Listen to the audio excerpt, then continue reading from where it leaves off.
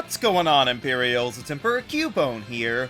We all know that one of the biggest parts of any generation is the new facets that they introduce. Pokémon are nice, of course, but also the stable of new characters as well.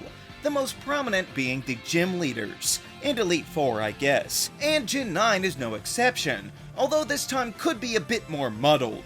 See, the main idea here is that the gym leaders we see are only a small portion of the overall region's history, and at some point we will see specialists of every type. But as you may have noticed when going through the game, you wind up getting badges for each of the 18 Pokémon types.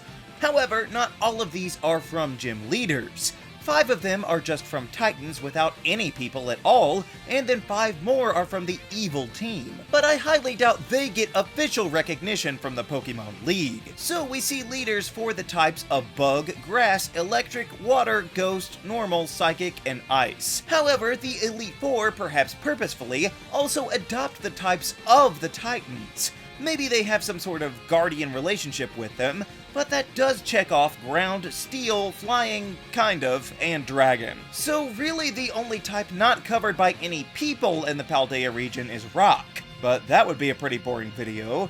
So we're also gonna look at Fire, Fairy, and Poison. I guess it's no surprise that they avoided the Dark type, but what's shocking is that for the first time ever, the Fighting type has been overlooked from being in the Pokémon League roster. Literally every other generation has had a Gym Leader or Elite Four member of the Fighting type, so this is the first time that I've ever been able to talk about it in this series. So let's dive in. Now, if you've seen the series before, you'll know that I like to utilize the new Pokémon of the region whenever possible, and that distribution does kind of impact the placement of said specialists. So, in the first town of Los Platos, I would put a Fairy-type gym, mostly because there aren't that many new Fairy types at all, and even then, some of them are prominently used by other trainers. So, to avoid conflicting claims, we'll simply give them a Fido and a Ralts. Like I said, not too many new ones. As for the actual leader, we have Faye, a young woman who is greatly in tune with her Pokémon as well as the nature around her. Now, gym leaders in Paldea are not fully unique, but they are a rare breed of gym leaders that also do other things, having other jobs. So Faye at least needs a hobby, and if you ask me, it would be wilderness exploration as a scout of some kind, earning badges for camping and such. We may have had our fill of that in the Galar region, but here it's still a novelty. So, for her gym puzzle challenge thing they all have, I would say maybe an obstacle course could work. It's not really timed, but it is against an opponent, although the computer wouldn't be trying all that hard, so it's pretty easy enough. However, we're not done, because all the gym leaders share something else in common as well, in that they Terastallize a Pokémon on their team into their type specialty. So for Faye, I would say Lechonk would work because it is so incredibly abundant early on. They all give out their own type badges, which is just really lame if you ask me, but if not the Fairy badge, then maybe the Nature badge could work. And then she would also give out the TM for Disarming Voice, or at least the ingredients for it. So there's the first one down. Now honestly, as much as I like exploring the Paldea region, it is a bit of a letdown in terms of the new unoccupied cities, that being locations without any gyms currently, since these are severely lacking when compared to past generations. So since we don't yet have any anime-specific locations, sort of like the Galar region, some of them could have been gym leaders in the cities before the ones that we see there now. And given team makeup, I would say the next one would be the Poison Gym Specialist. So we could place them in Cortando. You know, before it was all wholesome with a bakery and everything. The leader here would be Polly, a woman who bucked the trend that you might be expecting. Outside of battle, she ran a garbage collection service, cleaning up the area to allow it to flourish into the olive-growing lands that we saw in the game. Her challenge would be to do just that. Pick up as much garbage as you can and bring it back to the proper receptacle, right in the same spot for the giant olive roll that we saw. However, her team wouldn't be too difficult. Given the prominent uses elsewhere, I can really only recommend using the base forms of both Varoom and Paldean Wooper. However, the good news is that she does get Grafaiai all to herself as a sort of poison mascot. That just leaves her Terra Pokemon, and I think it would be pretty funny to recruit Toadscool here. I know it's not normally a poison type, but turning it into one would just confuse people even further on what exactly its relationship is with the original Tentacool. So Polly would give out the Poison Badge, it should be the Pollution Badge, and provide the TM for Venoshock. Now I think we could move over to the unoccupied city of Zapapico, where I think we would see the Rock-type specialist, Slate, who is a stonemason responsible for much of the elaborate, gorgeous stonework across the Paldea region. As for his gym challenge, he would ask you to transport a recent statue of his safely by defeating nearby Pokemon that threaten its path using the Let's Go feature. Maybe that would be too similar to the Team Star route, but there will be at least some standard battling at the end. His team would consist of a necklace deck, obviously being a prime candidate here for his lead as a staple in the Paldea region, but I would also say that Glimmet would fit in pretty well here. And he could also maybe have a Cloth. I think that would be fine, but if we don't want to cross the Titans, then we can just give Slate his Terastal Pokemon, which in this case would be a Bramblin. There's not much rock about it, but it does roll, so a powered up rollout is more than enough to make this Tumbleweed fit on the Rock-type team. Slate would give out the Rock Badge, although it should be the Sediment Badge, and give out the TM for Rock Blast. Then I think the next gym would likely go to Porto Marinada, and here is where I think the Fire-type gym would go.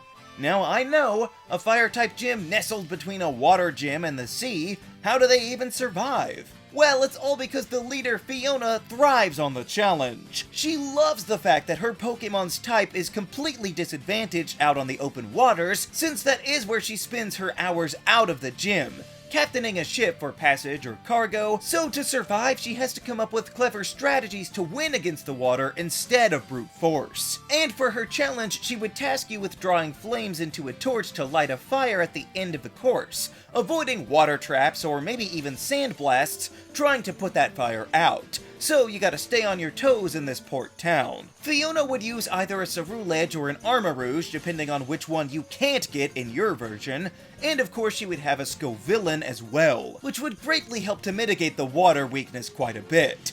As for her Terra Pokemon, I would say that Rabsca is a surprisingly good fit. Not only is Relore found very nearby to evolve, but this Pokemon looks as if it's holding a miniature star of some kind, or at least a crazy fireball, so giving this frail bug the power of the sun in the palm of its hand would fit rather well. Once beaten, Fiona would give the Fire Badge, although it should be the Furnace Badge, and she would also provide the TM for Flame Charge. So next, I would say we make our way back to the central hub of Mesagoza, because it actually does not have a gym. It doesn't need a gym necessarily, but it also wouldn't be out of place in such a huge city. I mean, Saffron got to have two right next to each other. So which gym would be here? Well, I think it's only appropriate for such an audacious location to hold our first ever fighting-type representative in this series. Here would be Maximus, a renowned professional fighter who often packs in arenas for his amazing feats, and he has even famously gone in the ring against actual Pokemon and survived. Although insurance has been hesitant to let that happen again, so instead his challenge is for you to successfully coach one of his fighting types to win a battle.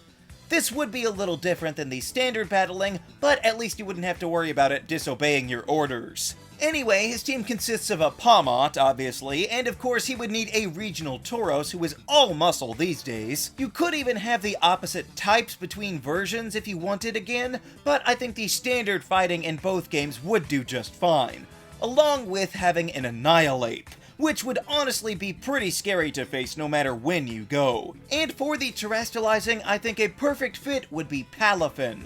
This dolphin superhero could easily be a fighting type and put those muscles to good use, so it works for me.